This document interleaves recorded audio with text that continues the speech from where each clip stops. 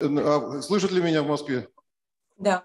Слышу, все нормально. Я прошу прощения за небольшую задержку. Мы сегодня впервые проводим именно в таком формате в этом помещении, но поэтому je veux m'adresser à notre public. Nous excuser, c'est pas juste pour la première fois qu'on fait la conférence dans ce format-là, avec cette technique un peu sophistiquée et nouvelle pour nous. Quand même, je crois et c'est un grand plaisir pour tous qui sont aujourd'hui dans notre salle pour assister à cet événement à l'occasion du 100e anniversaire du musée domaine Jasna Polyana. Nous avons l'interprétation simultanée qui est prévue et je crois que des casques, tous qui ont besoin d'écouter ce qui sera prononcé en russe. Et moi, je me permets de faire ma présentation.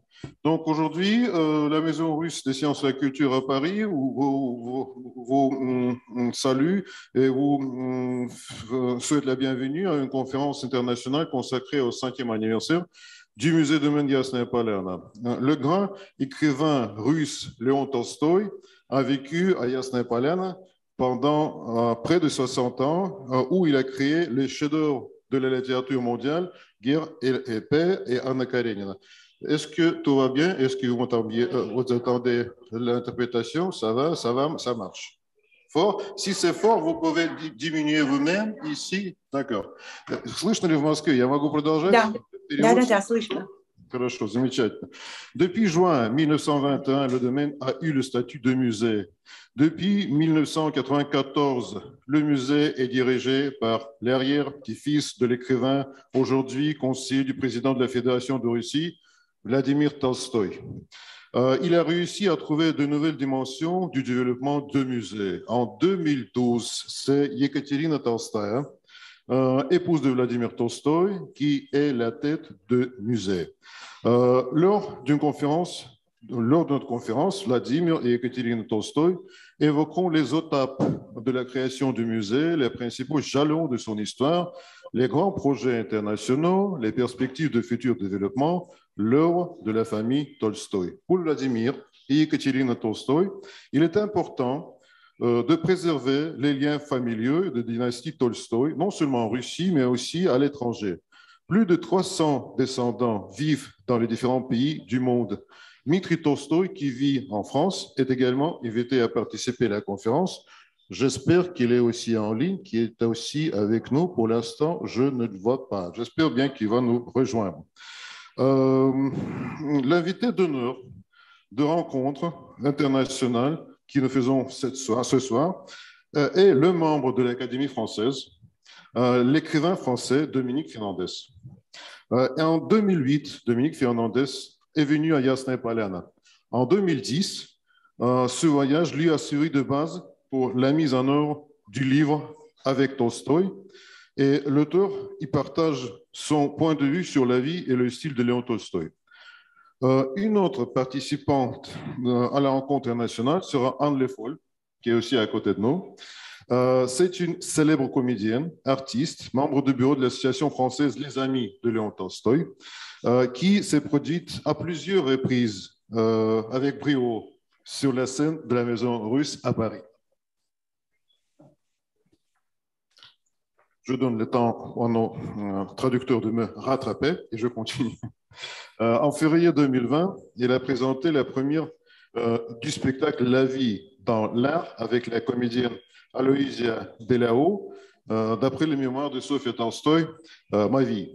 En outre, Galina Alexeyeva, modérateur de notre conférence, directeur scientifique du musée de Jasna Polyana, organisateur de conférences scientifiques internationales à Jasna Polyana, autour de nombreux articles de recherche sur Léon Tolstoï, et une autre participante, Galina Ovchinnikova, professeure responsable des projets de recherche scientifique et pratique d'étudiants liés à la traduction de fragments d'œuvres écrits en français contemporains sur Léon Tolstoï, aussi prendra la parole et interviendra lors de la conférence. Bon, sur ce point, je m'arrête là et donc je cède ma place à Galina Vassilevna, Alexeeva qui sera modérateur et je vous souhaite très bonne conférence.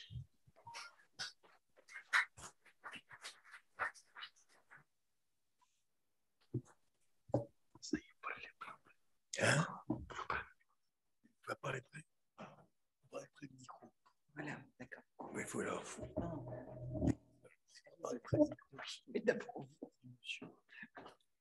Добрый вечер, дорогие друзья. Bonsoir, chers amis. Je suis ravie de vous saluer à cette conférence dédiée au 100e anniversaire du musée Domaine. Léon Tolstoï, Jasna Polona. Tout d'abord, je tiens à passer la parole à la directrice de notre musée, Yekaterina Tolstaya. Je vous en prie, c'est à vous. Bonsoir, chers amis, chers collègues. Au nom du musée Domaine Léon Tolstoï, Jasna Polona, et moi-même, Yekaterina Tolstaya, et mon mari, Vladimir Tolstoï, je tiens à saluer tous les participants de la conférence. Malheureusement, Vladimir Tolstoï n'a pas pu nous joindre pour cette conférence, comme il prend part à une réunion bien importante, mais il considère cet événement bien important et significatif et il souhaite plein de succès et réussite à cette conférence. Et il considère cette conférence comme le bilan et, si vous voulez, les résultats du grand événement, les centenaires de notre musée Domaine. L'un des événements les plus importants et les plus brillants de cette année était l'inauguration de l'exposition dédiée au centenaire du musée Jasna Polona. Nous avons accueilli cette exposition. Nous avons compris que l'histoire séculaire de Jasna Polona peut comprendre uniquement le musée et la propriété elle-même. Bien évidemment, l'histoire de Jasna Polona elle est devenue le musée, pas vraiment en 1921, mais en effet presque après la mort de Léon Tolstoï en 1910, parce que son épouse Sofia Andreevna Tolstoïa comprenait très bien son importance et sa contribution dans la culture et la littérature russe. C'est elle qui l'a inspiré. Tout de suite après sa mort, Jasna Polona a commencé déjà à accueillir les visiteurs. Et en effet, le 10 juin, c'est la date que l'on commémore tous les ans. C'est la date de l'histoire séculaire du musée, à partir de 1921. Oui, Jasna Polona, elle a été touchée par la guerre civile, puis aussi par la Grande Guerre patriotique. Grâce aux efforts de Sofia Tolstaya, ils ont réussi à évacuer les objets appartenant à la famille de Tolstoï à Tomsk. Pour cette raison, on peut dire que le musée Jasna Polona est un musée exceptionnel, abritant 46 000 objets exposés qui ont appartenu à la famille de Léon Tolstoï et à l'écrivain personnellement.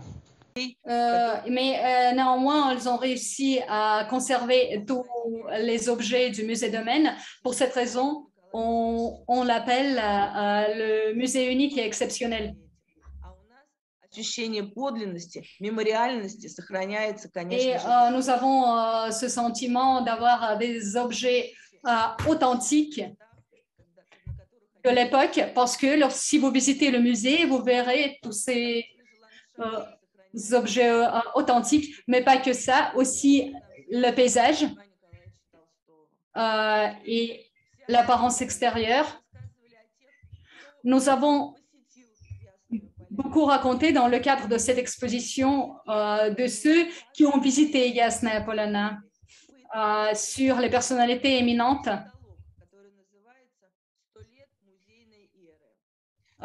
Et cette exposition, on l'a intitulée 100 ans de la foi de l'affaire muséale. Léon Tolstoï a souligné l'importance de la construction, pas uniquement des monuments, mais plutôt des objets ayant une valeur sociale de base. Et l'année du centenaire de musée, on a réussi à inaugurer 2 nouveaux espaces muséaux. Le premier, c'est notre filiale à Toula. On l'appelle LNT, Léon Nikolaevitch Tolstoï, qu'il a adoré, qu'il a beaucoup visité, où il a mené son activité littéraire. Il a fréquenté les établissements de la culture, de l'éducation, aussi de loisirs. Notre deuxième nouvel espace se trouve dans la ville de Krapivna. C'est le bâtiment de l'administration de police qui abrite actuellement ce musée. C'est notamment dans ce bâtiment L'établissement de gestion administrative Tolstoï, il a visité, il a mené ses activités sociales et littéraires. Et également, il était un activiste social bien important de son époque.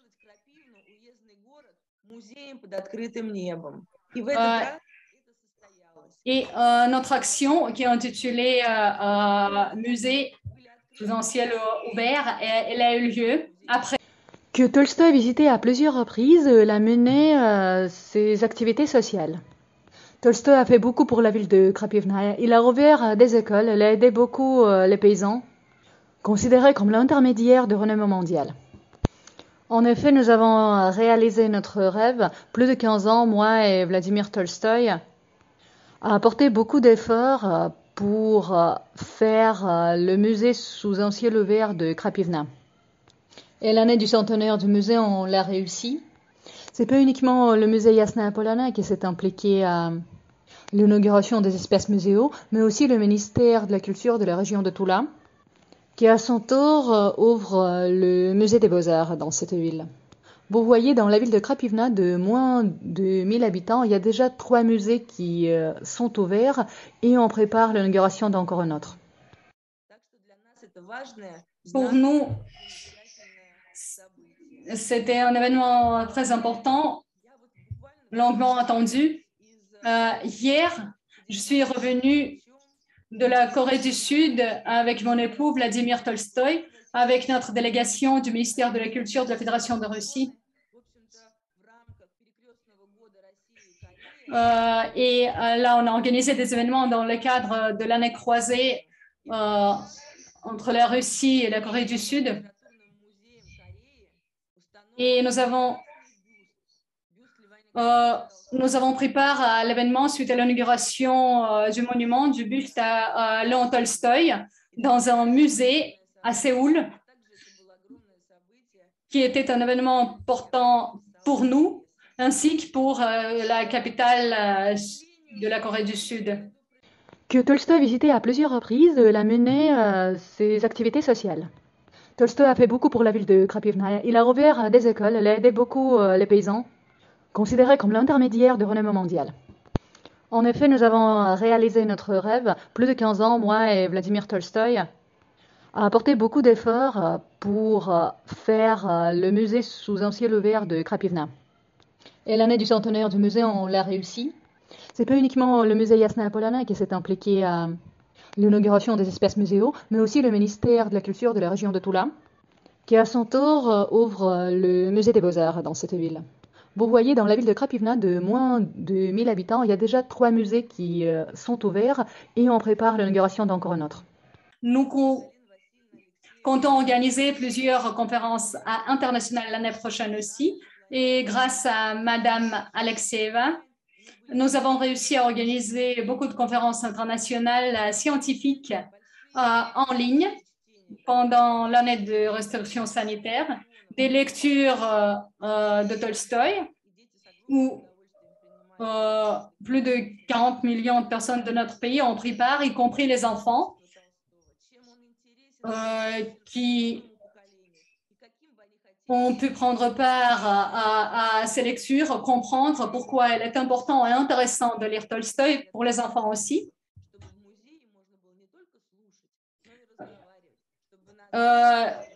il faut noter que dans notre musée, il est important pas uniquement d'écouter les intervenants, mais aussi de pouvoir communiquer autour du sujet de des œuvres de ces grands écrivains. Plus de 10 ans, nous entretenons un lien d'amitié avec l'association des parcs et des jardins, dirigée par Marie Sol Delator. Si Marie-Sol est présente aujourd'hui, si elle participe à cette conférence-là, je tiens à la saluer chaleureusement et je suis ravie de souligner qu'elle plus de 10 ans, nous sommes amis avec l'association sur le dirigée paysage par Marie, ou sur que les je salue questions chaleureusement. écologiques. Madame Le Sol, elle prend part toujours aux conférences internationales. Pendant ces années, nous avons réalisé plusieurs projets plein air. Dans ce cadre, les peintres et les artistes français ont visité Yasnaya Polyana pour peindre et partager leurs tableaux dans le cadre de ces plein air qui avait une réussite.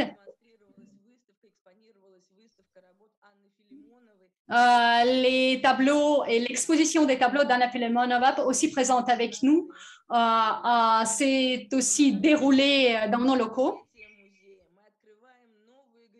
À l'occasion du centenaire du musée, nous pourrons ouvrir de nouveaux horizons,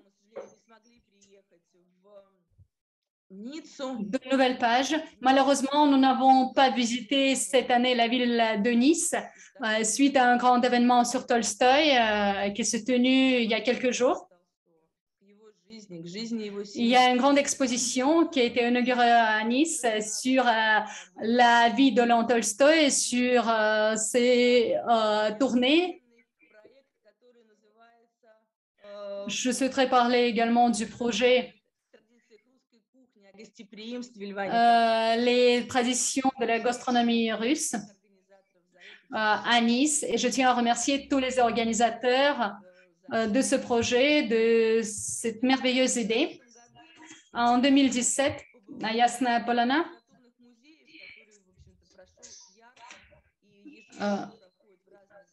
on avait la journée, le projet des musées littéraires.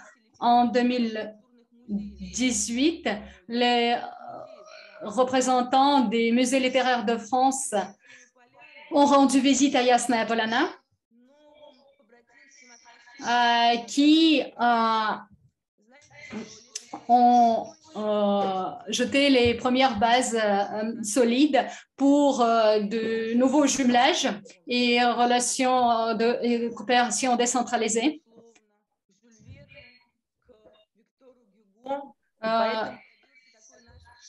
Comme on a un attachement bien important envers Jules Verne, Victor Hugo et d'autres écrivains français, notre projet littéraire bilatéral est né suite à cette coopération internationale qui nous permettra d'acquérir de nouvelles coopérations interrégionales. Il s'agit du jumelage entre Yasnaya Polyana et la ville de Hier, sur lequel on travaille actuellement, parce que dans cette ville, le frère aimé de Léon Tolstoï, Nikolai, il a habité dans la ville de Hier, il a adoré. Il a décédé aussi dans cette ville. C'est Nikolai qui a inventé beaucoup de choses pour ses frères et sœurs. Et Tolstoï a parlé beaucoup de sa vie. Je crois que chacun de vous, il connaît très bien cette histoire et cette légende de la baguette magique verte. C'est pour ça, cette idée de jumelage entre la ville de Hier et Yasnaya Polyana, on la tient au cœur, elle nous est tellement importante. Après, je tiens à souligner la coopération entre les bibliothèques de la France et de la Russie, notamment de Jasna Polana. Puis, on a de grands événements importants au sein de l'UNESCO. Pour nous, il est important d'étudier le processus lui-même de la lecture, parce que Tolstoï lui-même il a attaché beaucoup d'attention, d'importance à la lecture bien attentionnée. Et on collabore et on développe beaucoup nos recherches scientifiques bilatérales. Peut-être j'ai oublié tel ou tel domaine, mais j'espère qu'après, Madame Ovchinnikova, après, elle pourra parler un peu plus des projets que l'on espère organiser avec nos partenaires français. Je souhaiterais ajouter que l'année 2021, il m'a offert la connaissance et j'espère l'amitié avec la famille d'Alexandre Orlov qui avait visité Jasna Polana, avec qui nous avons nous l'avons très bien accueilli, qui nous a offert une communication amicale et importante. Je tiens à vous tous et à lui-même de la santé plein de joie. Et l'année de centenaire, j'espère que je n'ai rien oublié. Après, s'il vous reste des questions, j'aurai le plaisir de répondre à ces questions. Et après, donc on espère que la pandémie quand même touchera à sa fin. J'aurai le plaisir de vous inviter tous dans le domaine de Tolstoï Jasna Polana. Je vous en remercie et je serai ravie de vous voir chez nous en présentiel. Merci beaucoup. Oui, merci beaucoup. Effectivement, après, on pourra faire une session questions-réponses. Peut-être il y aura des questions sur le chat. Sinon, permettez-moi de continuer notre conversation. Je vais peut-être dire quelques mots sur Jasna Polana, sur la France. Est-ce que quelqu'un pourrait afficher mes diapositives, s'il vous plaît?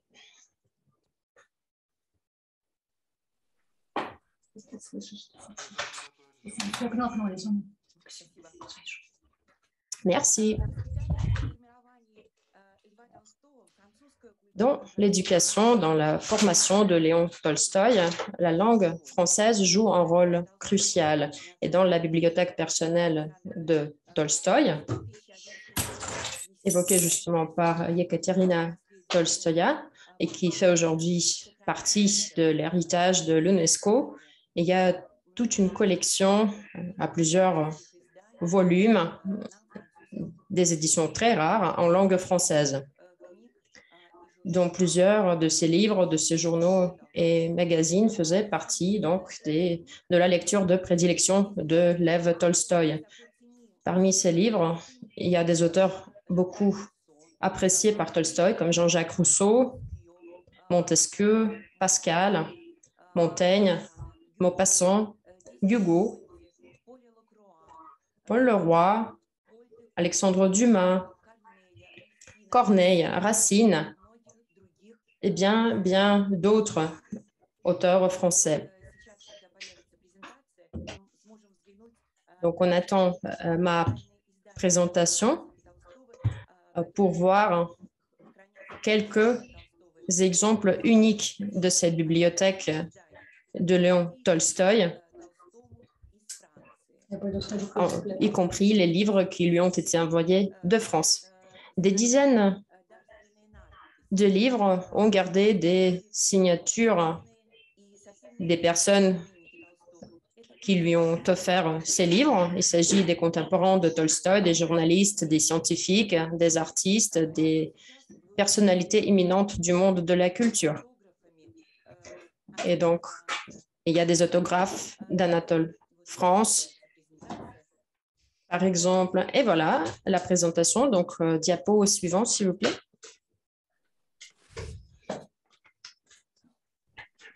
Следующий слайд. Oui, diapo suivant. Merci. Толстого с любимым братом Николаем Николаевичем, о котором говорила Екатерина Oui, Александровна. vous voyez justement la photo de Lev Tolstoï avec son frère aimé Nikolai, qui a été enterré hier.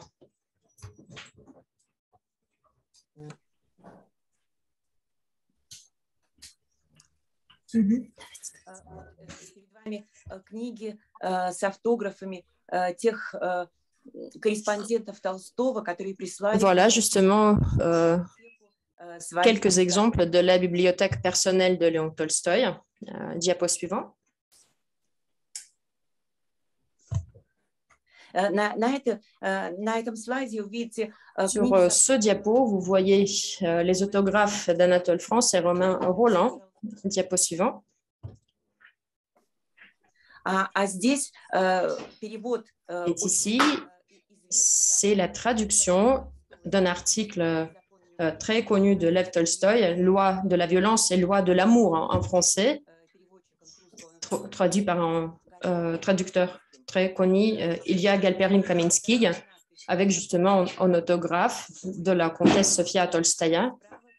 Et à droite, vous voyez une page du livre d'Auguste Parron sur les guerres napoléoniennes. C'est un livre servi d'une des sources dont Tolstoï s'est servi quand il écrivait l'épopée Guerre et paix. Nous savons que la liste des livres que Tolstoï avait utilisés lors de la création de cette œuvre compte plus de 70 titres, dont beaucoup d'auteurs français, dont beaucoup d'historiens français. Tolstoï lisait très attentivement ses œuvres, vraiment au crayon à la main. Tolstoï lisait également en langue française les œuvres d'Ilya Mechnikov. Vous voyez ces notes en marge des pages. Il lisait également les livres d'Ernest Renan. Et encore une fois, sur les marges, on peut voir quelles étaient l'impression de Tolstoï produit par cet auteur. Pendant les dernières années de la vie de Tolstoï, sa bibliothèque s'est complétée par les œuvres, les récits de Maupassant à gauche. Vous pouvez voir le table. Donc, Tolstoï met des notes sur les notes sur 5 à côté des récits qui ont produit une impression particulière sur lui. Tolstoï s'est rendu pour la première fois en France en 1857. Il a passé à Paris un mois et demi. Il a profité du Louvre, de la Conservatoire, des théâtres et aussi des conférences à la Sorbonne. Pour la deuxième fois, il s'y rend en 1860. À ce moment-là, Tolstoï s'intéresse à la pédagogie à Yasnaya Polana. Elle ouvre une école pour les enfants des paysans. Et dans la région de Yasnaya Polana, il en ouvre plus d'une vingtaine. Donc, Tolstoï a besoin de nouvelles connaissances, de nouvelles expériences. Et pour l'acquérir, il part pour un voyage à travers l'Europe pour accumuler les expériences de l'éducation scolaire dans différents pays européens. En arrivant en France, il rencontre des pédagogues célèbres, il se rend dans des écoles, il assiste à des leçons de français dans des écoles françaises. Mais malheureusement, cette visite en France de 1860 est aussi liée à un événement très triste dans la vie de l'écrivain cette année. Dans les bras de Lev Tolstoï meurt son frère aîné, son frère aimé, Nikolai Nikolenka. Il faut noter qu'un an avant sa mort, Tolstoï disait « Les Français me sont très sympathiques, la langue et la littérature et les gens eux-mêmes. » Diapo suivant. Les visiteurs français qui viennent à Yasnaya Polana ne s'est jamais épuisé quand Yasnaya Polana est devenu musée pendant nos conférences scientifiques, nos rencontres littéraires. Il y a toujours des Français qui participent très activement. Dans le cadre de l'Association des musées littéraires de la Russie et du Comité international des musées littéraires, et comme de l'UNESCO, Donc, nous coopérons également avec la Fédération française des musées maisons des littéraires. Ekaterina Tolstoïa en a déjà parlé. En 2018, donc il y a 3 ans pile, le 15 novembre, nous avons participé à la conférence annuelle organisée par la Fédération française des musées des écrivains, qui ensuite s'est tenue dans la maison de Georges Sand à Rouen. Et à la demande de mes collègues français, donc on m'a demandé de raconter un petit peu quelque chose sur les activités des musées maisons des écrivains en 2011. En novembre, dans le cadre du Forum international de l'association. Et oui, d'ailleurs, quand cette conférence internationale de la Fédération des musées littéraires s'est tenue à Rouen, dans la maison de Georges Sand, en même temps, le musée d'État de Tolstoï à Moscou a préparé une exposition Tolstoï et Georges Sand. Donc, en novembre 2019, le Forum international de l'Association des musées littéraires en Russie a organisé une rencontre à Yasnaya Polana. Nous avons invité le président de la Fédération des musées des écrivains, Alain Tourné, et son adjoint, Sophie Vagneux-Venuise. Et vous voyez justement un tour guidé pour la délégation française autour de la maison Tolstoï.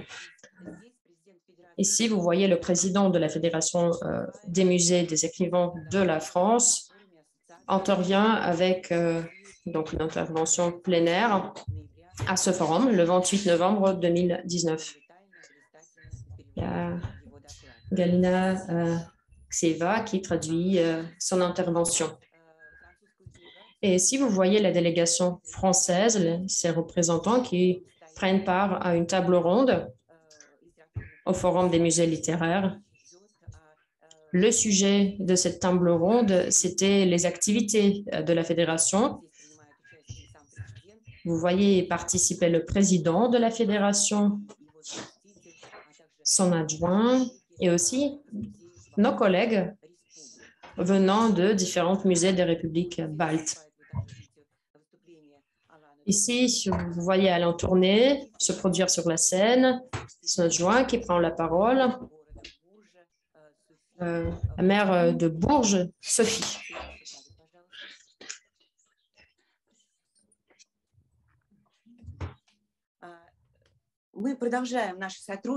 On continue notre coopération avec la Fédération française des musées et des écrivains. Et malgré toutes les restrictions sanitaires, nous continuons notre collaboration et nous avons la programmation pour l'année prochaine de notre coopération. Je vous prie de retourner au diapo sur le séminaire des traducteurs. Je souhaiterais dire quelques mots à ce sujet. Oui, s'il vous plaît. Oui, tout à fait. Un diapo avant, oui. Parmi les participants de la conférence internationale, de la conférence scientifique internationale Tolstoï et la littérature mondiale, qui se déroule à Yasna Polana tous les 2 ans, à la base de la bibliothèque personnelle de Léon Tolstoï, qui abrite les ouvrages et les œuvres littéraires traduites en beaucoup de langues et beaucoup de spécialistes russisants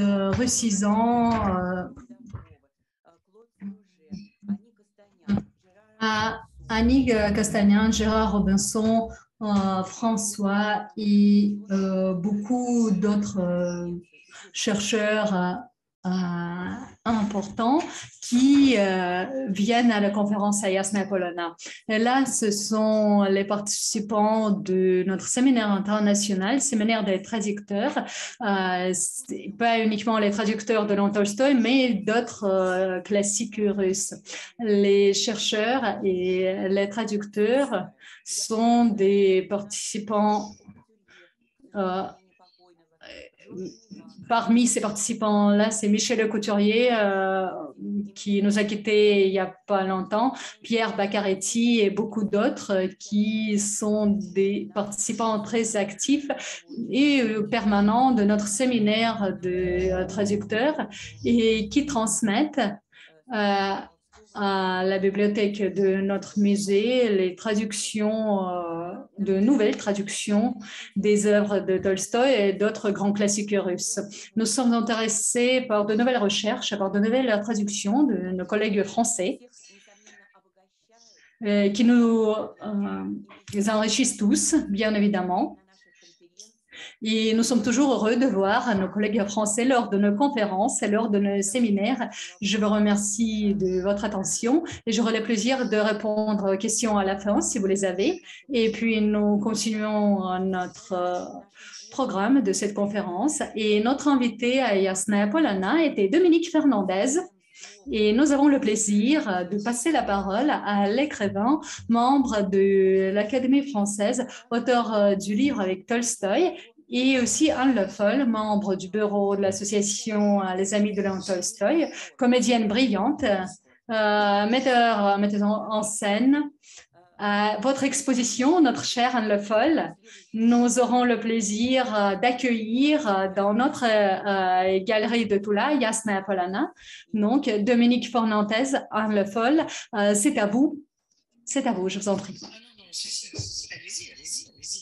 Merci Dominique. Voilà, c'est à vous. Bon, bonsoir, merci. Je suis très heureux d'être là. Ça vibre. Voilà. Vous m'entendez là? Bon. Alors moi, je suis un grand admirateur de Tolstoï. Et je me souviens que quand j'avais 15 ans, j'ai lu Guerre et paix en 3 jours et 3 nuits. C'était l'époque où les enfants lisaient, évidemment. Il y a longtemps de ça. Et ça a été mon premier grand choc de lecture, je crois. C'était mon premier éblouissement. Et je considère toujours que c'est le plus grand roman jamais écrit. C'est vraiment le summum de l'art romanesque, de tout ce qu'on n'a jamais écrit sous cette forme. Et je ne peux le comparer qu'à l'Odyssée d'Homère, qui a ce même caractère de totalité, une façon d'envisager la totalité du monde, des sentiments, des situations, des drames, des bonheurs. Il y a ça chez Homère et il y a ça chez Tolstoï. C'est vraiment une odyssée moderne. Alors après, évidemment, j'ai lu toutes les autres œuvres avec une admiration constante, les grands romans, évidemment, et en particulier un qui est un peu méconnu en France, qui est Résurrection, qui est un peu mal jugé souvent en France, parce qu'on trouve qu'il y a un peu de prêchat humanitaire. Mais en fait, il y a la critique du système carcéral et judiciaire russe à l'époque est extraordinaire. En particulier, il y a la messe qui est dite devant les déportés, les pauvres femmes déportées en Sibérie. Il y a une messe en slavon auquel elles ne comprennent rien et qui est décrite de façon extraordinaire parce que sans jugement. C'est ça la force de Tolstoï, c'est qu'il ne juge pas. Tout ce qu'il condamne, il ne le juge pas. Il le présente tel quel et c'est au lecteur de juger. Et dans cette messe, il décrit le prêtre qui je me rappelle, qui pose les objets, il pose sur la table, il ne dit pas l'autel, il dit table, parce que pour les gens, c'est une table. Il pose une coupe, c'est l'objet religieux, et il a une espèce de carapace, c'est sa chasuble, enfin son costume religieux. Tout ça est décrit d'une façon complètement objective, neutre, mais qui a une force beaucoup plus grande que s'il avait dit cet affreux prêtre ou cet affreux discours. C'est ça qui est fort chez Tolstoï, d'ailleurs dans Guerre et paix, c'est ça, c'est qu'il ne juge jamais, il décrit ce qui est, et c'est au lecteur, et c'est ça le plus grand art. Donc je me rappelle Napoléon, qui n'aimait pas, évidemment, il dit simplement à un moment, Napoléon prend sa douche et l'eau coule sur son dos gras. Vous voyez, ça dit tout. C'est une façon de stigmatiser cet envahisseur avec ce mot, le dos gras. C'est ça qui est très, très fort chez Tolstoï. Alors, j'ai lu, et j'adore les nouvelles aussi, évidemment, La mort d'Ivan Ilitch, le Hadji Mourad, le Maître et serviteur. Enfin, il y a 2 volumes de nouvelles qui sont vraiment extraordinaires. Je dis ça pas parce qu'on est ici pour célébrer Tolstoï, mais parce que je le pense vraiment. Et depuis l'âge de 15 ans, ça fait donc pas mal de temps, je le relis continuellement. C'est une source de bonheur littéraire et moral aussi. C'est Guerre et paix, c'est aussi un livre de sagesse, un livre qui vous élève, qui vous porte très haut dans la compréhension de l'humanité.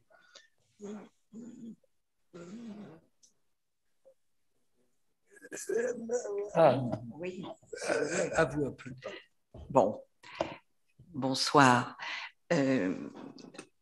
Plusieurs choses, effectivement, me viennent en mémoire maintenant. Et ce que vient de dire Dominique Fernandez à propos de résurrection est exactement ce que je pense. Pour moi, ce n'est pas au-dessus d'Anna Karénine ni de Guerre et paix, mais cela en fait partie. Et très souvent, on oublie ce roman. Ceci dit, je voulais simplement,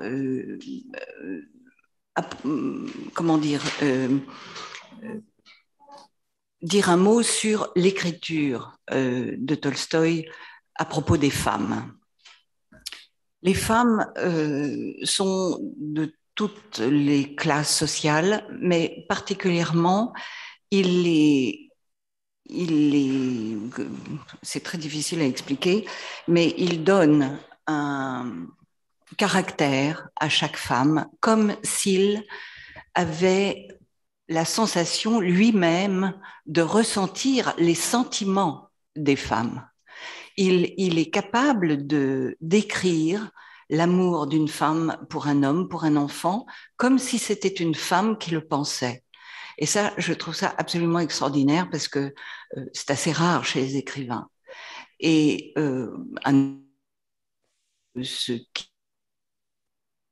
mais lui a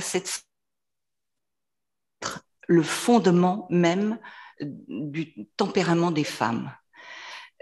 Ça me subjugue beaucoup. Je voudrais dire que à ce sujet-là, et grâce à Dimitri Tolstoï que je vois ici présent à l'écran, qui est président de notre association à Paris, j'ai eu la chance de pouvoir écrire une pièce de théâtre sur la vie de Sofia Tolstoï, fondée même sur ses mémoires qui s'appellent Ma vie, 2000 pages qu'elle a écrites dans les dernières années de sa vie et qui décrit toute cette vie de Yasnaya Paliana absolument riche en événements, riche en sentiments. Et cette femme, c'est pour ça que je parle des femmes, a eu une vie extraordinaire dans le sens extraordinaire, c'est-à-dire qu'elle a vécu avec un des plus grands hommes, un des plus grands écrivains, mais elle en a subi les conséquences, elle en a subi une vie un peu compliquée, mère de 13 enfants, poète, écrivain, musicienne. Elle jouait à 4 mains avec Tolstoï. Si vous allez à Yasnaya Paliana, et vous pouvez voir encore le piano, qui n'était pas un Becker qui était un Becker justement.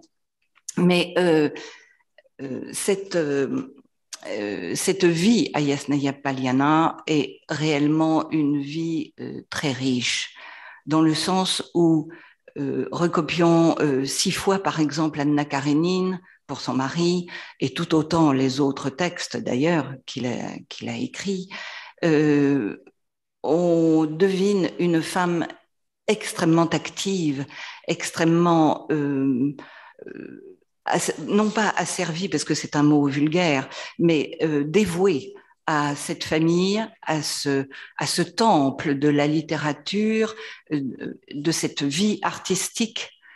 Et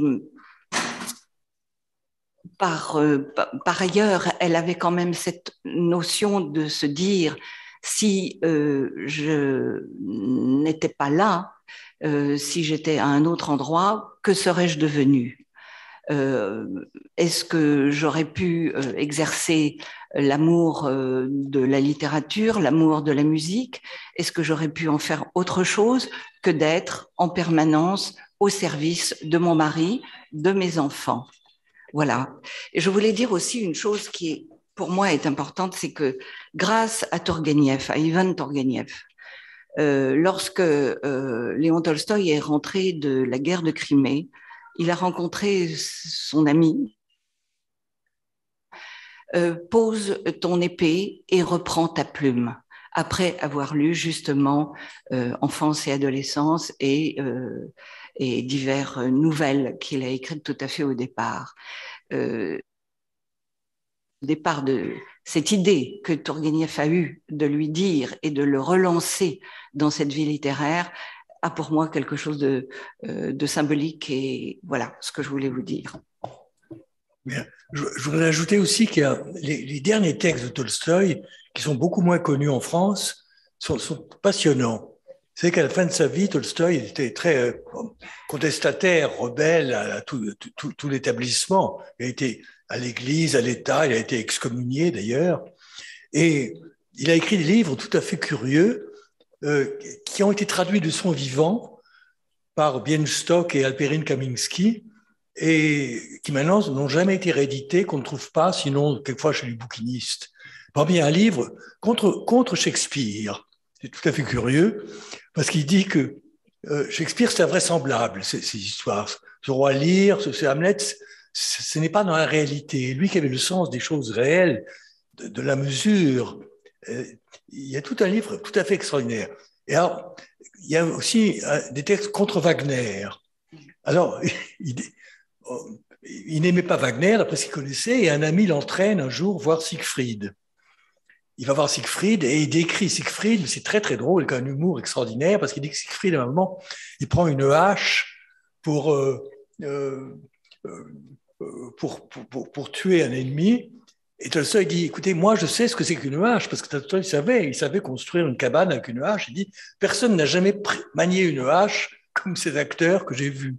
C'est très très drôle. Et il a écrit un livre contre le tabac aussi. Il a écrit une série de livres polémiques contre les valeurs reçues, contre les valeurs conventionnelles. Et ça prouve une liberté d'esprit, une jeunesse d'esprit, parce que c'est des livres qu'il a écrits très tard, hein, dans les années 1900. Et je trouve le plus important s'appelle « Qu'est-ce que l'art ?» Qu'est-ce que l'art, qui est vraiment un livre fondamental. C'est un livre de combat où il dit que l'art, tel qu'il est pratiqué, est quelque chose qui est fait pour les privilégiés, pour l'élite, pour les privilégiés, dont le peuple est exclu. C'est le peuple qui travaille, les imprimeurs, les protes, les artisans, mais ce n'est pas eux qui en profitent, ce sont les gens riches à l'époque. Et ça reste très actuel finalement. Hein. C'est un objet polémique, c'est un débat qui est sans cesse repris.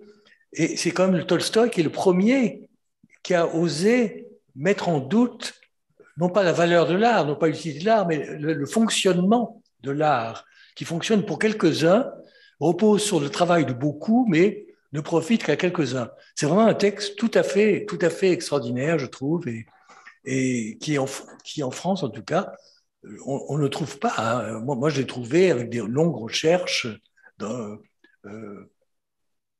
Voilà ce que je voulais dire. Oui, c'est vrai qu'il y a une ambiguïté à propos de la musique, par exemple. Il adore la musique, il joue du piano, il joue à 4 mains, Haydn, Mozart, Et en même temps, il écrit la sonate à Kreutzer. Et c'est là, la musique pour lui éveille des sentiments d'ordre, comment pourrait-on dire, sexuel. Et il l'aime et il la redoute. Il y pense et ne veut plus y penser. Il en souffre et il fait souffrir les siens. La sonate à Kreutzer est écrite en Russie. À l'époque, on ne pouvait pas tuer sa femme. D'ailleurs, toujours pas, mais nous non plus d'ailleurs. Mais le fait que Sofia Andreevna ait été obligée de partir pour Saint-Pétersbourg, d'aller rencontrer le tsar pour que la sonate à Kreutzer puisse être imprimée, c'est réellement une preuve que le sujet était très compliqué. Donc, la musique éveillait des sens, éveillait donc la jalousie, et en est arrivé au crime. Vous êtes d'accord, Dominique? Oui, tout à fait. Et voilà ce que l'on peut dire. Donc, il aime et il redoute. Et je pense que c'est dans beaucoup d'autres domaines comme ça. Vous êtes d'accord? Oui, oui, tout à fait. Alors, c'est en fait, c'est une oreille, Tolstoï, et c'est un œil, peut-être surtout un œil. Et actuellement se tient une superbe exposition Répine au Petit Palais. Et ça, ceux qui n'ont pas vu, allez-y. Moi, je suis allé 2 fois déjà. Alors, pour le public français, moi, je connaissais ces tableaux, je les ai vus en Russie, mais quand on pense qu'il n'y a pas un seul tableau de Répine en France, ni au Louvre, ni nulle part ailleurs, il y a une méconnaissance totale. C'est un immense peintre. Alors, lui est allé 3 fois à Yasnaya Poliana, Répine, et il a fait, je ne sais pas combien, une vingtaine de portraits de Tolstoï. C'est un portraitiste absolument génial. Et alors, le dernier, le plus émouvant et bouleversant, il est fait en 1909, c'est-à-dire un an avant la mort de Tolstoï. C'est le portrait, il est assis sur un fauteuil rose. Et c'est vraiment un grand vieillard, parce qu'à l'époque, il avait 81 ans. À l'époque, c'est comme 101 ans aujourd'hui, je veux dire. Et qu'est-ce qui reste vivant et jeune? C'est le regard. C'est un tableau extraordinaire, parce que tout est décrépit partout. On voit que c'est le poids de l'âge qui l'accable. Et l'œil est resté juvénile, l'œil est resté extraordinaire. Mais il y a aussi un autre portrait, un petit tableau, on voit Tolstoï, beaucoup plus jeune, enfin quand même, il avait bien 60 ans, en train de labourer. Il conduit une charrue tirée par un bœuf. C'est un petit tableau extraordinaire. Il y a plusieurs tableaux Puis il y a beaucoup d'autres portraits. C'est un génie. C'est une très très belle exposition, très grande, très bien documentée, avec des explications, des panneaux. Il y a un catalogue très bien fait. C'est vraiment un apport essentiel à la culture artistique de l'Europe qui a été réalisé là.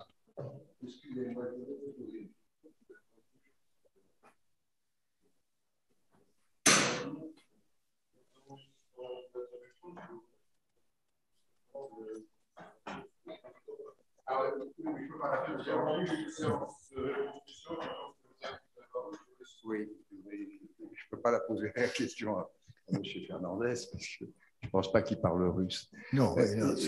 Dites-moi, oui, ma question est la suivante. Ce qui est très intéressant, c'est qu'en fait, ce dont je connais, il y a 2 écrivains dans le monde qui ont, du moins à l'époque, ont écrit en se mettant à la place d'une femme. Donc c'est Anna Karenina. Et que pensez-vous entre Anna Karenina et Madame Bovary de Flaubert? Ça m'intéresse énormément. Parce qu'il y a une anecdote qui court en Russie, je ne sais pas si elle est vraie, c'est qu'en fait, Flaubert avait écrit ce livre 7 ans avant, de mémoire, 7 ans avant Tolstoï, Anna Karenina. Et paraît-il que dans un salon, un jour, un écrivain qui voulait un petit peu taquiner Tolstoï lui avait dit: avez-vous lu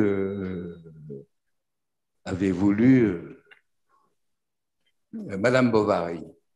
Et il a répondu, oui, évidemment, je l'ai lu. Et cet écrivain, paraît-il, lui avait répondu, il faut quand même reconnaître, on n'atteindra jamais le niveau des Français pour pouvoir, enfin bref, vous comprenez ce que je veux dire. Primo, est-ce que cette anecdote est vraie? Et ensuite, paraît-il que quelques années ensuite, toujours dans ce salon, Tolstoï lui a posé la question à cet écrivain en lui disant « Avez-vous lu Anna Karénine ?» Et une sorte de légende qu'il y avait une sorte de compétition, si vous voulez, entre Russes et Français, c'est-à-dire la démonstration que je peux faire mieux que l'autre. Est-ce vrai ou c'est pas vrai? Est-ce que vous en pensez? Je ne sais pas, moi, j'ai jamais entendu cette anecdote. Je ne sais pas si elle est vraie ou pas vraie. Pour moi, l'écrivain français le plus proche de Tolstoï, c'est pas Flaubert, c'est Stendhal. Et on sait très bien qu'il avait lu la chanteuse de Parme, et en particulier la bataille de Waterloo vue par Fabrice. Vous savez, Fabrice est dans la bataille, mais il ne s'aperçoit pas que c'est une bataille. Il est là parce que, en effet, quand on est un soldat dans une bataille n'a pas une vue panoramique de la bataille. Il n'y a que les généraux, peut-être. Lui, c'est un pauvre type dans un champ de betteraves, dans la boue. Et Tolstoï, ça a beaucoup frappé parce que il s'est en inspiré dans ses descriptions de bataille, justement. Il n'y a jamais de panorama. C'est toujours des choses très précises, des détails, des faits très précis qui arrivent à tel soldat, tel officier. Alors, Flaubert, je ne sais pas. Et Stendhal aussi, avec Stendhal, il partage certains effets de style, c'est-à-dire écrire 3 pages et en retirer 2. Vous savez, c'est le conseil, enfin la moitié en tout cas. Stendhal conseillait aussi de beaucoup retrancher.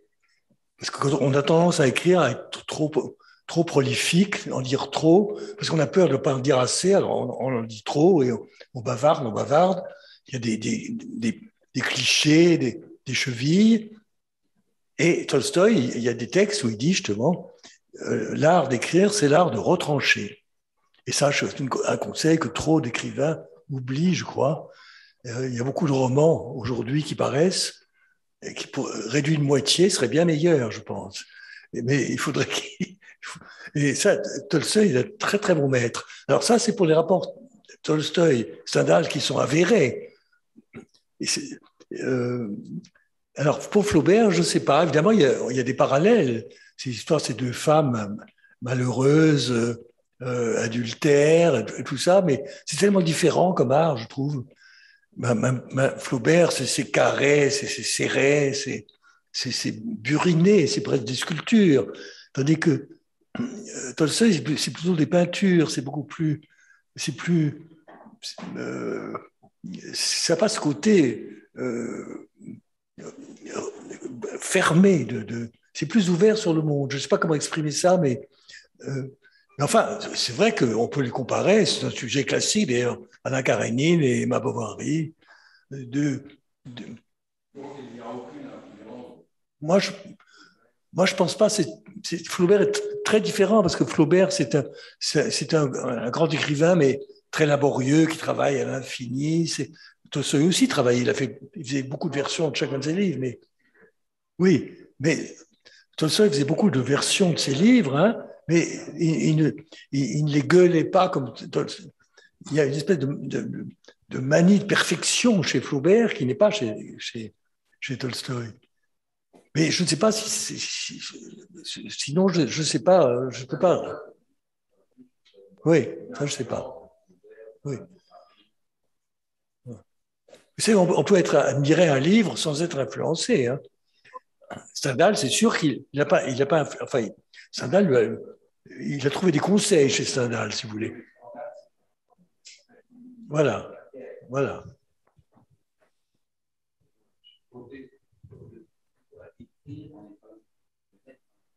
Oui. Если позволите, я просто хотел бы попытаться ответить на этот вопрос. Essayer de répondre à cette question. Je crois que En été de 2021, j'ai visité le musée de Jasna Polana avec ma famille. Et puis, nous avons visité le cimetière familial de Tolstoï, où plusieurs membres de famille Tolstoï sont enterrés. Et je fais connaissance avec plusieurs personnalités intéressantes. Et un collaborateur du musée nous a montré deux sépultures. Et dans l'une des sépultures est enterrée la femme dont l'image de Natasha Rostova a été inspirée. Et puis, vous voyez une femme qui donnait l'inspiration à Anna Karenina. C'est cette femme-là qui a inspiré Léon Tolstoï pour son grande œuvre à Anna Karenina. Moi, j'ai vu, si vous voulez, comme je vous ai expliqué, j'ai vu la sépulture de la femme dont l'image on trouve dans ce grand roman Anna Karenina. Ainsi, je souhaiterais répondre à cette question pour la comparaison avec Madame Bovary. Et il y a Если разрешите, я передал бы слово сейчас нашему модератору, Галине Васильевне, потому что она, по-моему, тоже хотела задать вопрос или дать возможность задать вопрос. Да, но если все уже задали вопрос... Si tout le monde a déjà posé ces questions, moi, je souhaiterais poser la question à Dominique Ferrandez. Quels sont vos projets actuels? Est-ce qu'il y a une œuvre littéraire sur laquelle vous travaillez actuellement? Oui, bien sûr, les écrivains écrivent. Hein, mais j'ai un grand projet qui peut vous intéresser. C'est un essai sur le roman soviétique.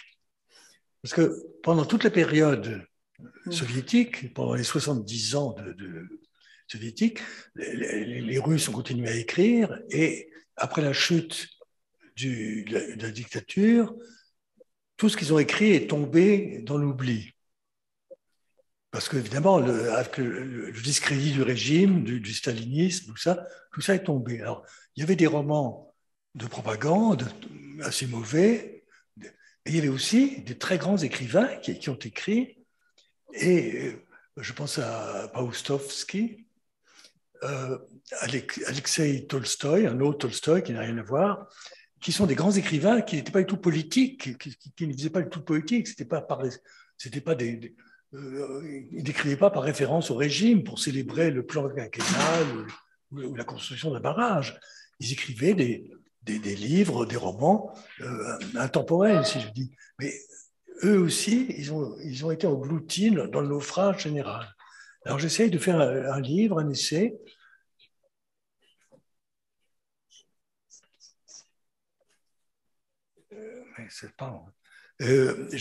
Donc j'essaie pas de réhabiliter, mais d'expliquer, de montrer au public français que tout n'est pas à jeter, qu'il y avait des choses remarquables. Parce que je pense que la littérature russe tellement riche du XIXe siècle, c'est pas tout d'un coup éteinte. C'est pas du tout éteinte parce qu'il y a une dictature. Il y a beaucoup d'écrivains qui n'étaient pas du tout des valets de Staline. Il y en a eu, mais d'autres qui écrivaient et qui pouvaient publier. Et en particulier, il y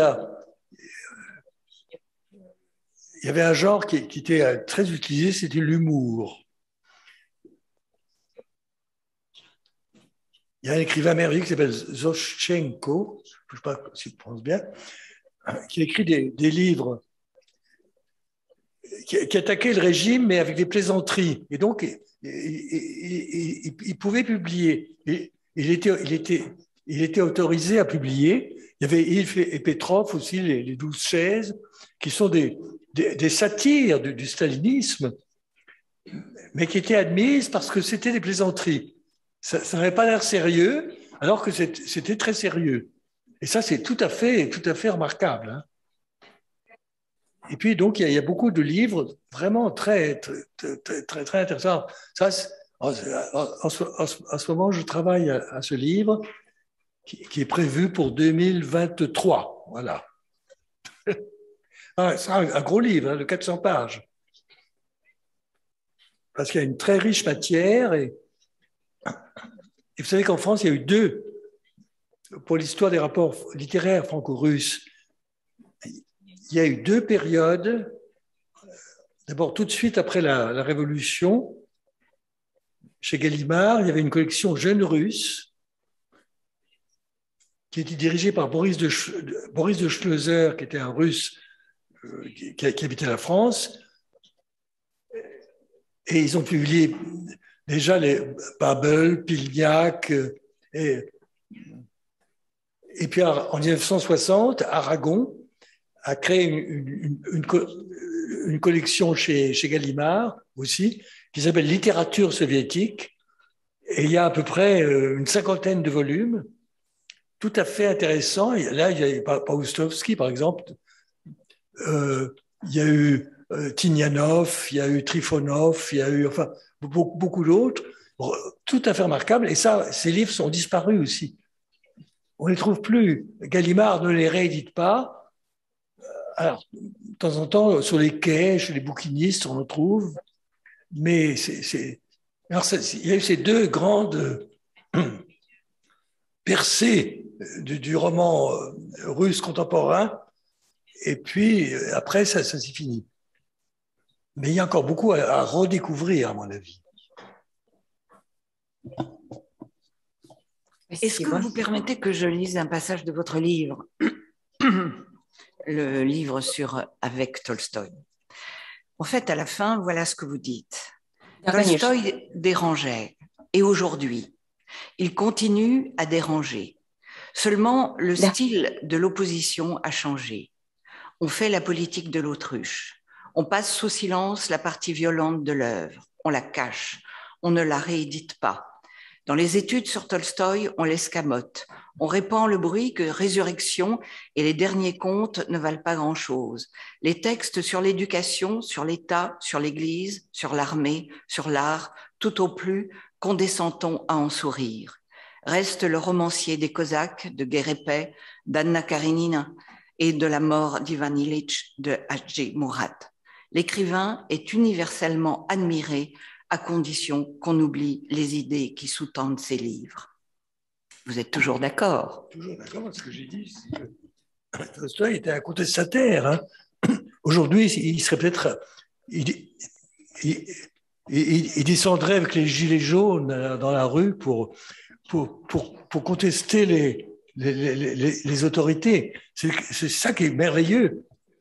Et plus il vieillissait, plus il contestait, au point d'être excommunié par l'Église. Et s'il n'avait pas été aussi célèbre que Tolstoï, il aurait fini en prison. Seulement, le tsar était forcé de le respecter parce qu'il avait une telle gloire universelle qu'on ne pouvait pas le toucher. Mais enfin, il dérangeait sérieusement. Hein. Est-ce que vous voulez que je lise autre chose de je sais pas, écoute... Pardon? Oui, vous êtes d'accord? Alors, 4 périodes donc dans sa vie, mais qui se ramènent à 2 si on considère la fracture médiane. Jusqu'à 50 ans, Tolstoï mène une carrière et acquiert une gloire d'écrivain. Après 50 ans, cette sorte de gloire lui paraissant futile et amorale, il prend congé de la littérature et se consacre au salut de son âme. Ainsi, du moins, a-t-il fixé lui-même son profil biographique pour le donner en exemple. En réalité, son idéal était défini dès la fin de son adolescence. À 19 ans, il avait adopté la philosophie qu'il essaierait d'appliquer quelques 30 ans plus tard, effort pour s'élever, chute, résolution, rechute. Son existence n'a été qu'un long combat vers le but qu'il s'était choisi au sortir de l'enfance. Merci. Voilà. Si vous voulez, je peux vous en donner encore un autre. Si Dostoïevski, alors on revient à une autre affaire, fait penser à la tragédie grecque, Tolstoï est dans la ligne de l'épopée grecque. À Guerre et paix, je ne peux comparer que l'Odyssée. En lisant l'Odyssée, nous ne sommes pas plus pressés d'arriver au bout du périple qu'Ulysse de rejoindre Ithaque. Nous n'avons aucune hâte de mettre fin à un voyage qui nous réserve de continuelles surprises, de continuel bonheur. Nous nous laissons porter de ci, de là, séduits, charmés par le chatoiement des multiples épisodes. Aucune chose ne compte plus qu'une autre, car tout compte. Il n'y a aucun incident, aucun détail qui soit plus important, comme il n'y en a aucun qui soit insignifiant. Tout a une égale valeur. Le manque de points forts fait la vigueur de l'ensemble. Oui, merci. C'est ça qui est remarquable, entre autres, chez Tolstoï, c'est le fait qu'il n'y a pas de hiérarchie dans l'importance des êtres, des choses. Dans Guerre et paix, le paysan est aussi important que le tsar. Là, et tous les détails, tous les incidents, si menus soient-ils, ont la même importance que les grands événements.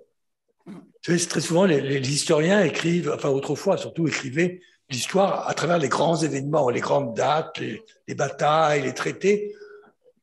Tout ça inaugure l'histoire moderne, enfin l'histoire moderne qui est maintenant de traiter l'histoire par en bas, on peut dire, en s'intéressant aussi bien au climat qu'ils faisaient à cette époque, à ce que les gens mangeaient, comment les gens vivaient. C'est ça l'histoire, c'est pas seulement les grands faits historiques.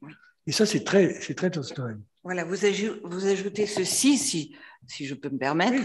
Oui, Tolstoï, comme Homère, ne s'écarte jamais du ton juste.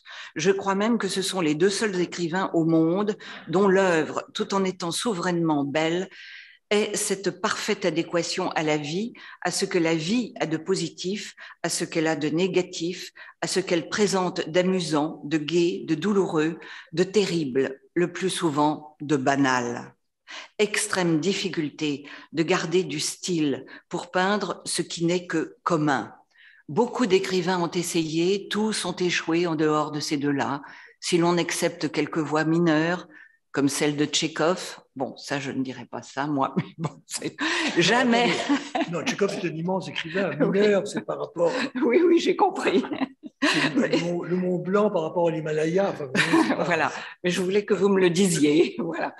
Jamais un seul effet chez Tolstoï. Il ne dépose jamais sa plume fine pour souligner au fusain. Il ne cherche pas à frapper, à retenir. Il nous éloigne peu à peu du rivage et captivé par l'immensité de la haute mer dont le spectacle change sans cesse tout en demeurant le même, nous ne pensons plus au but du voyage.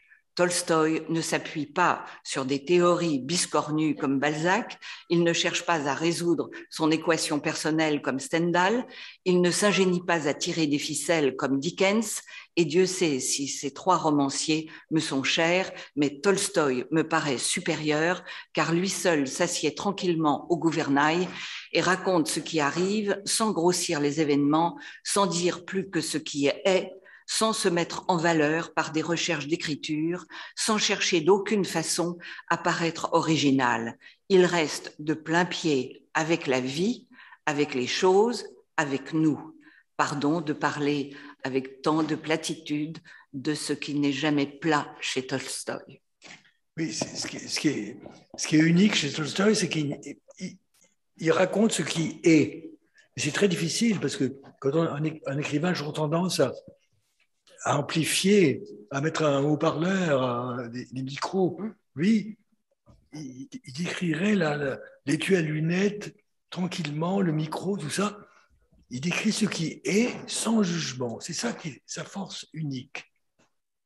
Parce que chez les autres écrivains, il y a toujours une arrière-pensée, un point de vue. Lui, il n'y a pas de point de vue. C'est en effet comme Homère. C'est l'art de poser devant le lecteur ce qui est.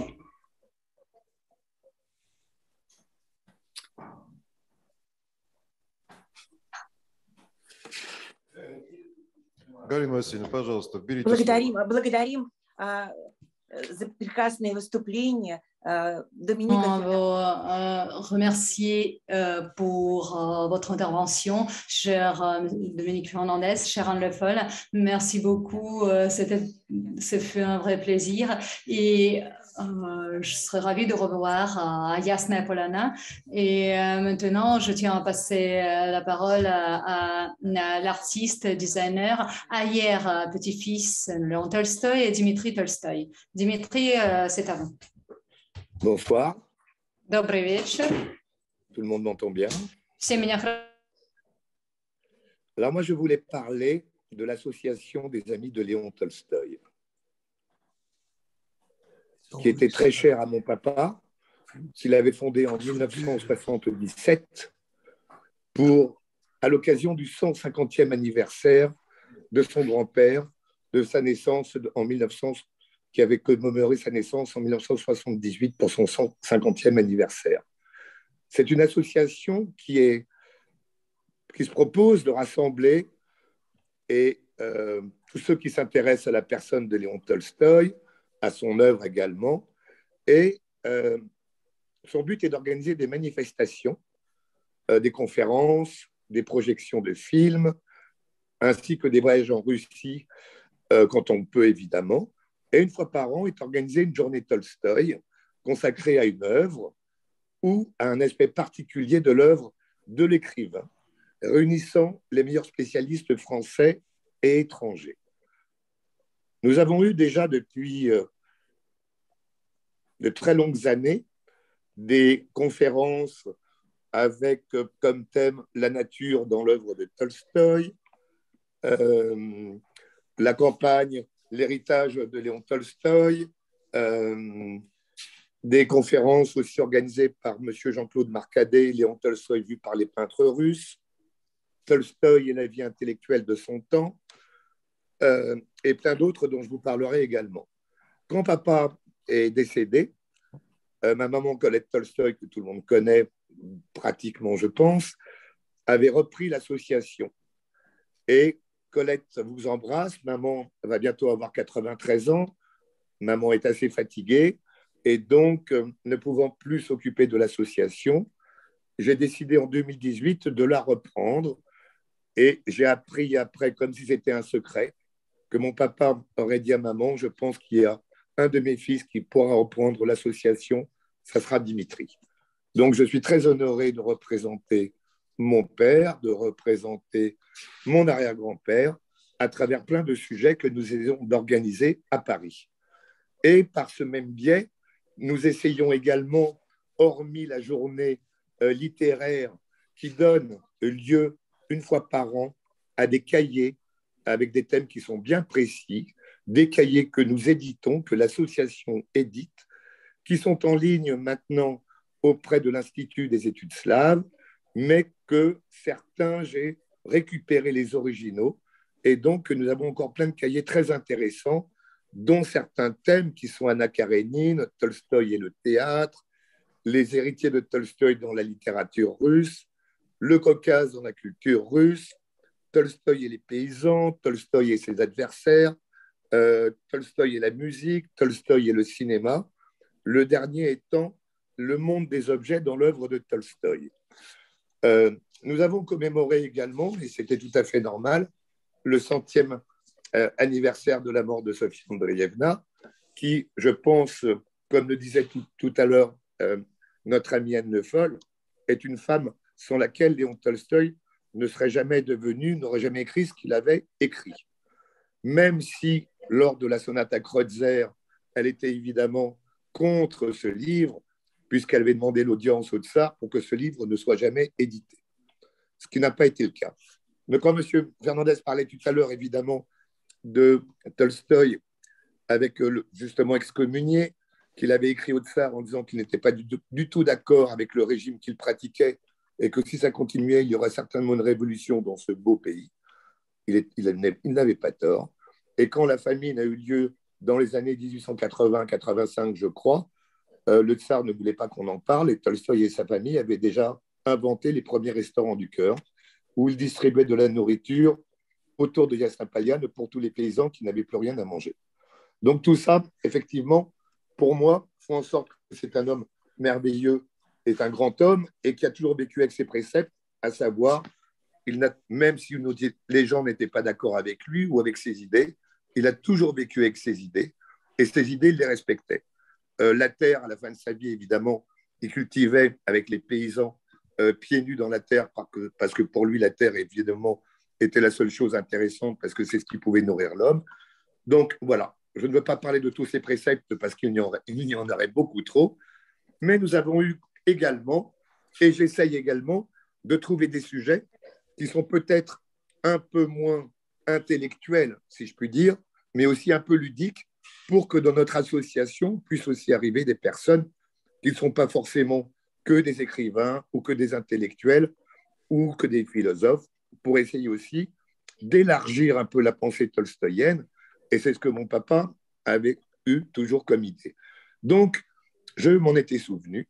Et donc, nous avons monté aussi quelques sujets un peu ludiques avec notre amie Françoise Navaille, qui fait partie de l'association, qui est la grande spécialiste du cinéma russe et soviétique du 19e et du 20e siècle. Et nous avons trouvé un sujet qui était Tolstoï et le cinéma. Ce n'étaient pas les œuvres de Tolstoï dont on parlait, mais c'est dont certains réalisateurs et personnes qui ont emparé l'image de Tolstoï pour les faire figurer dans leurs films. Dans une anecdote qui était très drôle, je crois que tout le monde connaît le réalisateur américain Steven Spielberg, qui avait écrit cette trilogie de Indiana Jones, qui était cet aventurier qui parcourait le monde pour récupérer des trésors égyptiens et blabla, et blabla. Et donc, il avait inventé une série qui était le jeune Indiana Jones, qui était une série qui peut-être eu 6 ou 7 épisodes. Et ce jeune Indiana Jones avait une possibilité, c'est qu'il pouvait remonter dans le temps. Et il y a un épisode où on le trouve, où il retrouve Léon Tolstoï et il essaye de lui apprendre à jouer au baseball.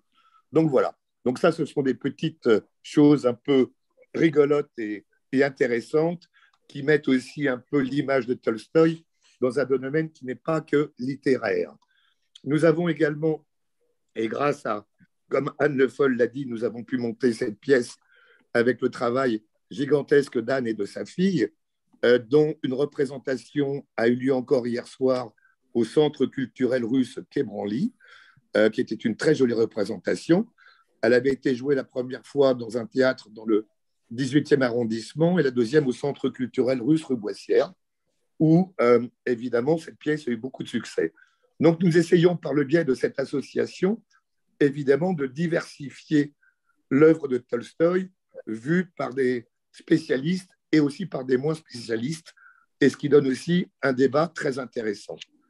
Il y a également, évidemment, comme vous le savez, vous en avez parlé tout à l'heure, cette exposition Répine, où Tolstoï, je crois, a peint plus que 20, ou même des dessins entre 60 et 70 entre lui et sa famille, dont une peinture, je crois, ou 2 sont à Yassin Palian, et surtout un livre de correspondance qui a été édité récemment, où ce sont les lettres que Répine a écrites à la famille Tolstoï, surtout à une de ses filles dont je crois qu'il était un peu amoureux.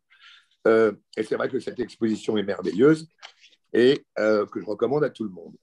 Et nous avons également, grâce à la Sorbonne, un événement là, qui va avoir lieu samedi prochain, qui va être Tolstoï, je vais vous dire ça tout de suite, néo-écologiste, qui va être découvrir la part de l'œuvre de Tolstoï consacrée à la non-violence, à l'argent et du modèle productiviste illustré de photographies issues du fonds Tolstoï, qui sont évidemment un fonds Tolstoï incroyable, parce que pour vous le rappeler, Sofia Andreevna aussi était photographe.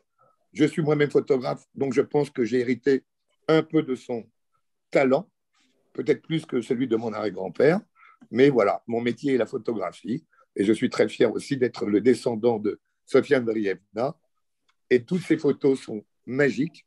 Le livre ou 2 livres qu'elle a publiés aussi sont magnifiques, et c'est grâce aussi à ce fonds Tolstoï que nous avons pu illustrer la pièce Ma vie dans l'art, qui relate évidemment de la vie de Sofia Andreevna avec son mari. Donc voilà, donc nous essayons et nous mettons, de plus en plus de personnes deviennent de plus en plus intéressées et sont très intéressées par ce que l'association et ce que tout véhicule Léon Tolstoï autour d'eux. Il n'y a pas que l'association, d'ailleurs, qui organise des événements.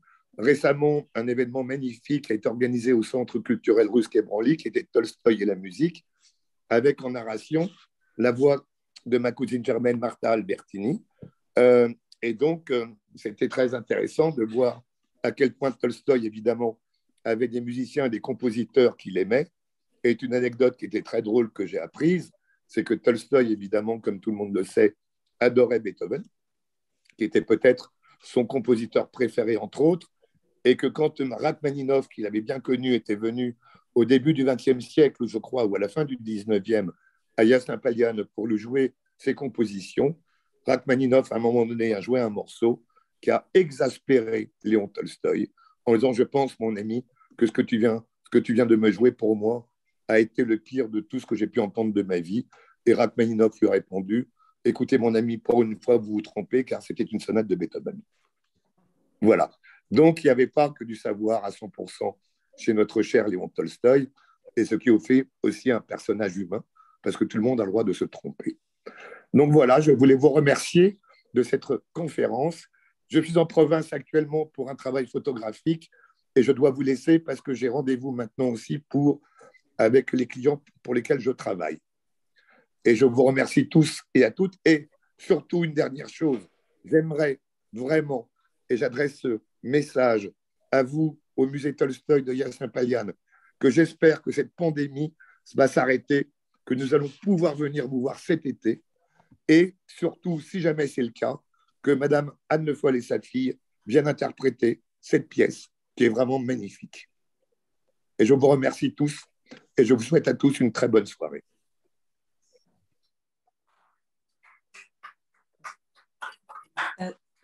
Спасибо большое, Дмитрий, за такое интереснейшее выступление. Cette intervention bien intéressante et nous espérons bien évidemment vous voir à Yasnaya-Polana en 2022. Nous serons heureux de vous voir. Nous vous remercions beaucoup de votre participation. Et surtout, pour finir surtout, une exposition de tableaux va avoir lieu au mois de janvier au Centre culturel russe Quai Branly. Les tableaux de Madame Le Foll et de ma cousine germaine, Madame Sonia Lyon, qui vient de la branche suédoise, qui sont toutes les deux des grandes artistes, et qui vont représenter Léon Tolstoï et Yassin-Paliane dans de très jolis tableaux.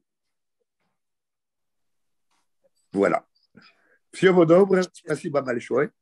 Чудесно, спасибо. Пока. До свидания. Au revoir. Merci à vous.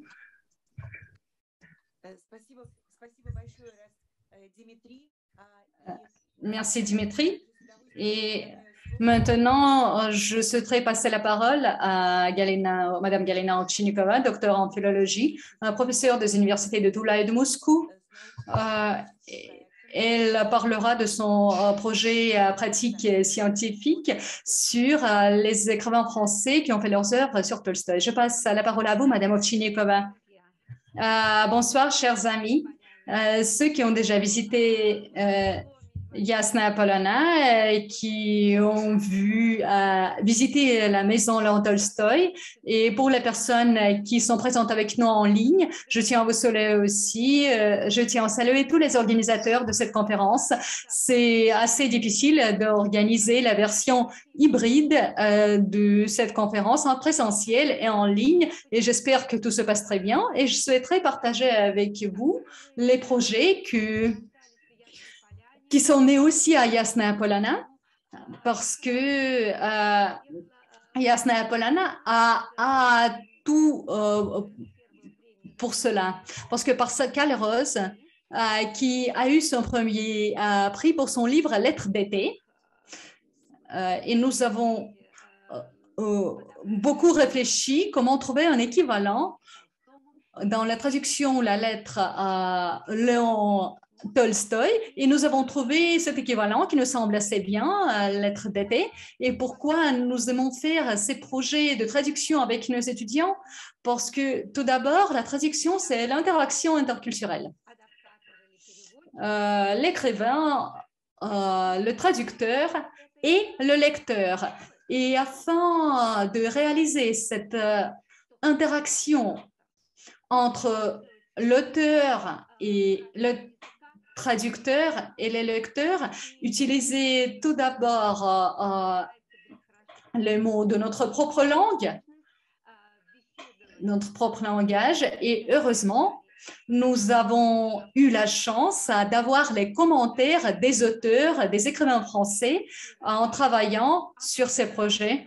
Et ainsi, notre projet est intitulé « De la plume de l'auteur au livre des traducteurs ». Et ici, Pascal Rose, elle est présente, donc nous tenons à la remercier. Puis, je souhaiterais parler de l'autre projet. Elisabeth Jacquet, chez nous, je suis très ravie qu'Elisabeth Jacquet,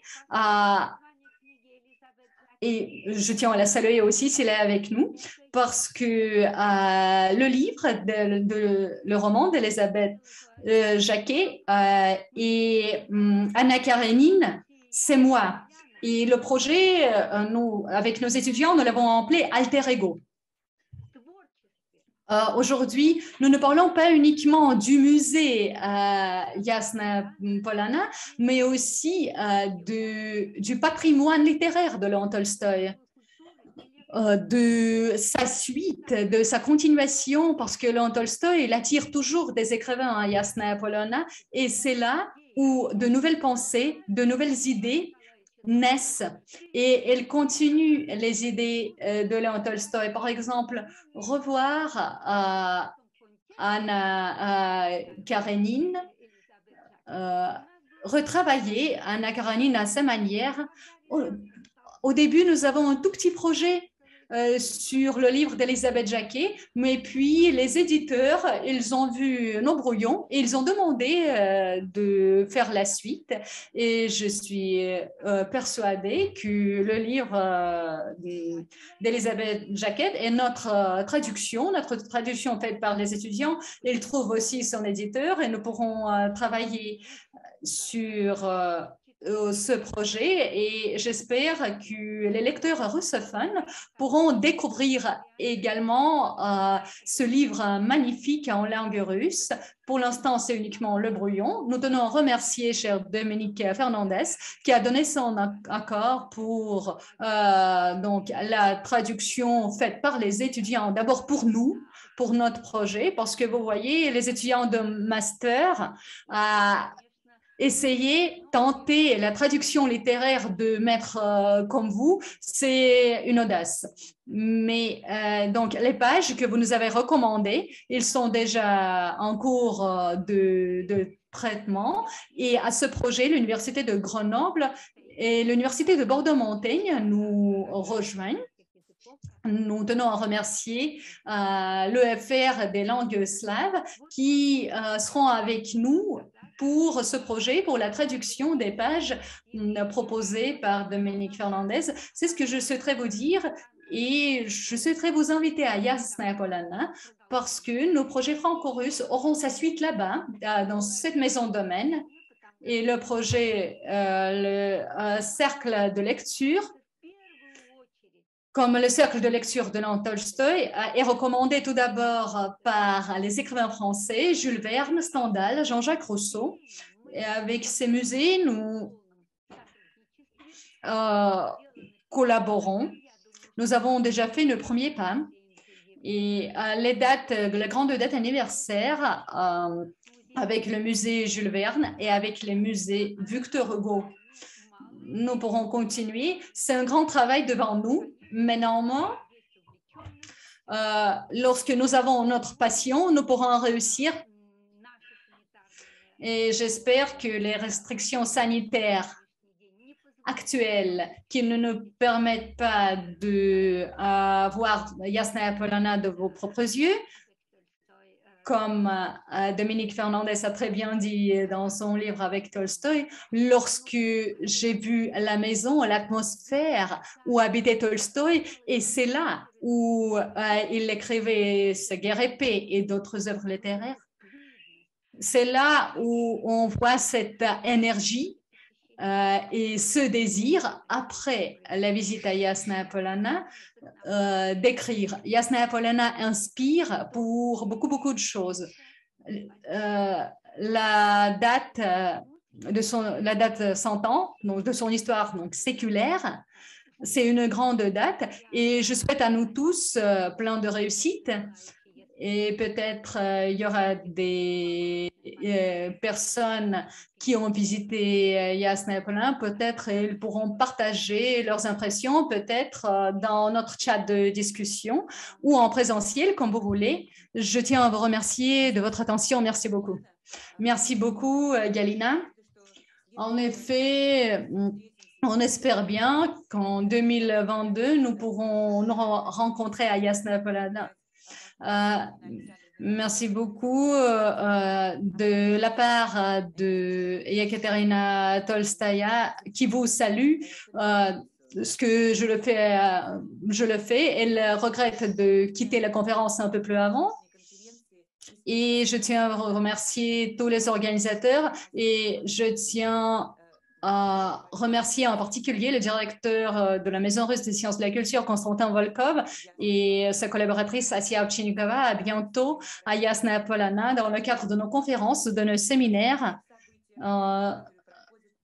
Participez avec nous à tous les événements qui ont lieu dans nos locaux en présentiel. Si vous n'avez pas d'occasion de prendre part à ces événements en présentiel, nous serons ravis de vous voir en ligne. Merci beaucoup. Я присоединяюсь к тому, что сказала Галина Васильевна. Ces souvenirs de Jasnaya Polana, on sera heureux de vous écouter. Si vous êtes déjà fatigué, et donc de toute façon, on peut avec plaisir recevoir vos impressions, vos idées, par écrit. Quand même, je vais demander à la salle s'il y a quelqu'un qui veut s'exprimer à ce sujet-là. Sinon, moi aussi, je voudrais remercier nos collègues, nos amis, nos partenaires de Russie qui ont participé à l'organisation de cet événement merveilleux, à mes yeux c'était tout à fait réussi. Quand on dit en Russie, Первый блин комом, oui, c'est la première crêpe qui est grumeleuse. Certainement, il y a parfois des petits problèmes techniques quand même. Donc, ensemble, je crois qu'on va se débrouiller à l'avenir. Et moi, je suis très honoré de pouvoir accueillir dans notre maison des sciences et de la culture russe à Paris des invités de tel renom, de telle importance et de pouvoir parler de Jasnaya Polana, de son centenaire et certainement de grandes figures de Léon Tolstoï. Bon, je dois vous dire que nous avons été suivis dans plusieurs pays. Ce que j'ai vu déjà, c'était la Serbie, donc d'autres pays. J'ai eu d'autres villes françaises qui ont aussi suivi et réagi. Donc, je remercie tous qui ont partagé la soirée avec nous et donc au plaisir de voir vous tous dans nos salles et en ligne. Merci. Merci infiniment.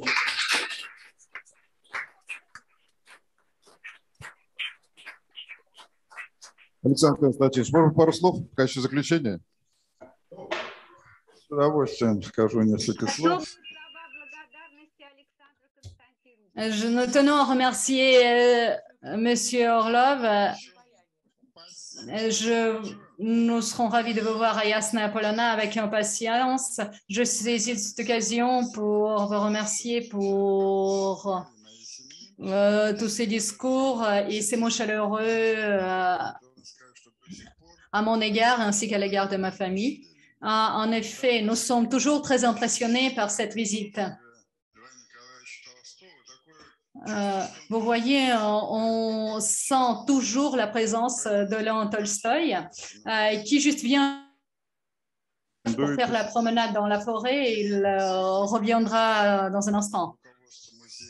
Aujourd'hui, j'ai déjà évoqué que la direction du musée Jasnaya Polana plusieurs projets, notamment pour la coopération décentralisée entre la ville de Hyères et Jasna Polana. Moi, j'ai déjà contacté la mairie de la ville de Hyères qui est prête à m'accueillir. Et cette semaine, je vais appeler Yekaterina Tolstaya pour lui poser quelques questions pour avoir un peu plus de détails. Et puis, Hyères pour établir des relations de partenariat dans la ville de Hyères où le frère Nikolenka est enterré. Et j'espère que ce projet sera couronné de succès. Et l'année prochaine, on peut peut-être la suite. Constantin Mikhailovitch, je tiens à vous remercier pour cet événement bien intéressant. Nous avons eu un grand plaisir et je tiens à remercier nos participants français. Merci à vous. C'était très intéressant. Dominique Fernandez, vous avez fait des remarques très, très fines, bien intéressantes. Merci à vous. C'est gentil. Merci. Merci, monsieur l'ambassadeur. Et sur cela, sur cette note merveilleuse, je crois qu'on peut terminer aujourd'hui. Au plaisir de vous revoir dans notre centre. Merci.